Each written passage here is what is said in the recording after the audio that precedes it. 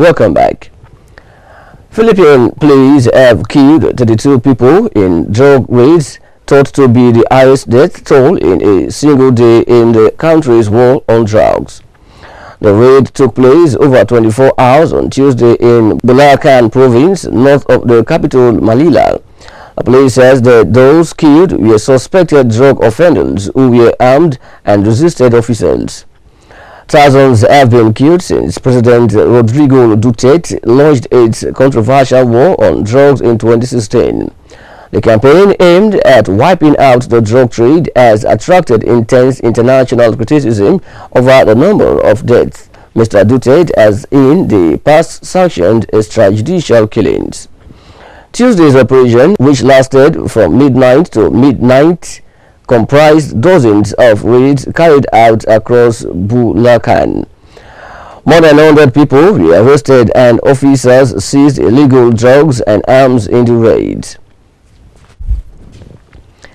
U.S. President Donald Trump has defended his initial response to last week's bloody rally in Charlottesville, suggesting that the counter-protesters were just as violent as the white supremacists.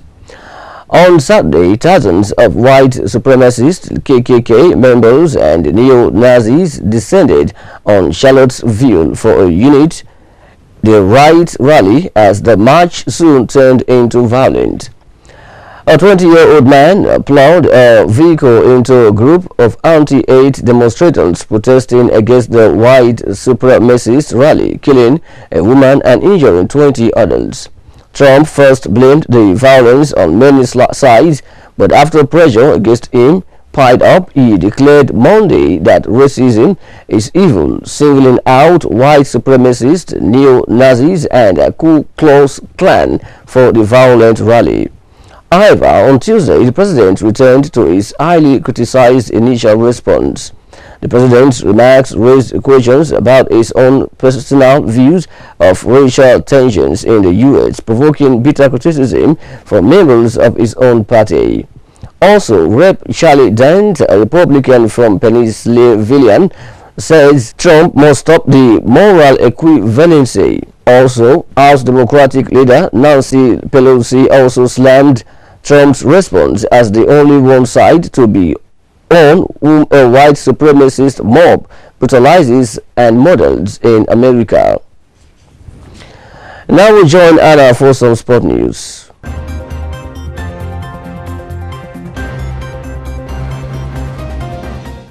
Thanks, Okemote, and on sport news. Philippe Coutinho is ready to effectively go on strike in order to seal his dream move to Barcelona. He was absent at Liverpool beat Hoffenheim 2-1 in the first leg of their Champions League playoff in Germany last night. The Brazilian playmaker was ruled out with a back problem, having handed in a transfer request through email on Friday. Liverpool continued to insist Coutinho is not for sale despite reports in Spain claiming that Barcelona are close to signing him. And Spanish sports paper Mundo Deportivo says Coutinho is ready to tell Liverpool he will not play for them again if they don't let him leave. It is claimed the 25-year-old is willing to risk his place in Brazilian team at the 2018 World Cup in Russia next summer in order to do so. Mundo Deportivo had Coutinho has already told Jurgen Klopp he does not plan to pull on a Liverpool shirt ever again. Barcelona have had bids of £72 million and £90 million rejected by the Reds, but are expected to come back in with an £100 million plus offer. But the Spanish giants seem to be hoping Coutinho pushes for a move enough to force Liverpool into selling. Still on sport, Namibia dominates the African Rugby Gold Cup team that was recently selected on completion of the tournament. Namibia won the Gold Cup for the fourth year in a row after topping the closer rival Kenya 45-7 in their final match at the end of July. The result left Namibia ahead on the log standing with 25 points from 5 matches, with Kenya trailing in second place in 18 points. They were followed by Uganda 16, Tunisia 8, Zimbabwe 6, and Senegal 1. Namibia's dominance on the field of play was acknowledged when 8 of their players were selected to African Rugby Gold Cup team by a group of African rugby journalists. 5 of these were in pack of forwards, namely Kasparas Bivers, Louis van der Westhuizen, both locks Mahi Pisa, Jericho and Ron Lodek, and Fleka Rohar Keskihov, who was the top try scorer in the competition with 7 tries. Amongst the back, Namibia young fly half Clevin Lobser was selected after an impressive campaign. Initially, he came on as a substitute for Tohens Kos, but he later made it into the starting lineup where he scored a total of 28 points and won the Man of the Match award against Uganda. Centre JC Krelek is also selected as his experienced wing Davy Philander, who was Namibia's second top try scorer with 4 tries, and Namibia-Uganda has 3 players, and Kenya and Zimbabwe having 2 players each. And in tennis, Britain Joanna Konta beat Kiki Bertens of Netherlands to reach the 3rd round of the Cincinnati Open, while world number 7 Konta broke early on in the first to take the set 6-3 with a strong performance on her first serve. Britain's ranked 27 broke Konta in the second set, but the Briton found 3 breaks of her own to win 6-3, 6-3. Meanwhile, Konta will be playing either Elles Cornet of France or Slovakian Dominika Kokova next, while Wimbledon champion Gabin Muguruza beats Betis Aden-Meyer.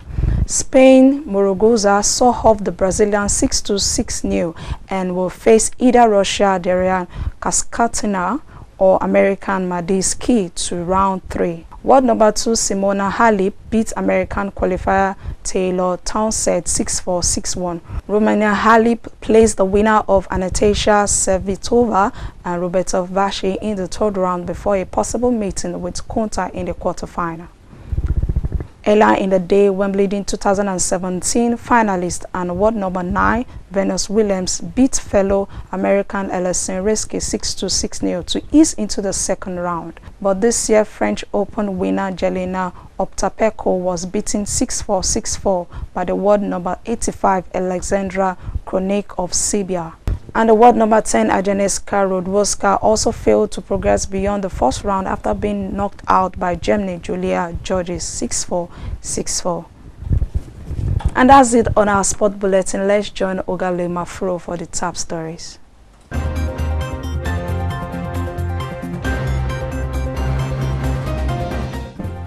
Thanks, Anne, for that sport news. And that sport news concludes today's bulletin. But before we go, a recap of our top stories. One of the 3 Lagos University Teaching Hospital workers infected by the Lassa virus has been discharged. The naira depreciated against the United States dollar at the parallel market to 370 down from 368 per dollar. The U.S. President Donald Trump has defended his initial response to last week's bloody rally in Charlottesville. Namibia dominates the African Rugby Gold Cup team that was recently selected on completion of the tournament. Thanks for watching. You can follow us on our social media platform by visiting our website at www.abnchannel.net. Follow us on our Twitter at ABN Channel and like us on our Facebook at ABN TV. Kindly subscribe to our YouTube channel at African Broadcasting Network. I am Ogale Mafru and thanks for watching.